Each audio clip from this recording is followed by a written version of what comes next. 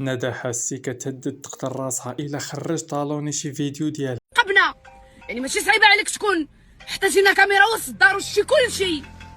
كنقسم فمي بالله ومشات خرج لي شي فيديو ولا تصويره اللي تنقتل راسي. خطير هاد الشي هذا.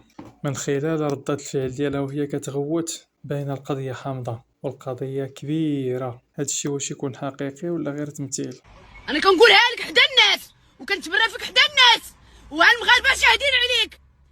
انا درت اللي درت، عمر خرج لي شي فيديو ديالي خايب، عمر شي حاجه ديالي خرجت. وكتعترف بانها دارت كل شيء ولكن عمرو خرج لها شي فيديو حدا الناس. وراه الواحد خصو يحضي راسو واش راه يدير ويعرف فين راه غادي وفين راه ماشي وفين راه جاي باش الانسان يكون مرتاح. الواحد ما كيكونش حاضي راسو ما عارفش واش راه يدير كاع وملي كيوقع المشكل كيحصل. راه صعيبه هذه بزاف. دابا هي حسات بانه شي واحد صورها ولا شي حاجه، دابا على داكشي كتغوت.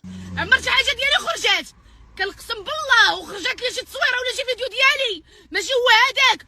انا وحمزه تنقتل راسي. حمزة يمكن هو راجلها. صعيب تكون عايش انت ومراتك في شي اوطيل ولا شي حاجة عايشين الحياة العادية الحميمية الحياة الزوجية العادية وتلقى راسك انهم صوروك. الصراحة راه ماشي سهلة والواحد ما يقدرش يسكت عليها. وحاجة اخرى انها كتمس القانون، يعني الواحد ما عندوش الحق انه يصورك وانت ما عارفش. موضوع كبير هذا، الله يدير اللي فيه الخير. موضوع كبير هذا، يبان لي راه داير بوم، والله يدير اللي فيه الخير وصافي. الله يحسن. كون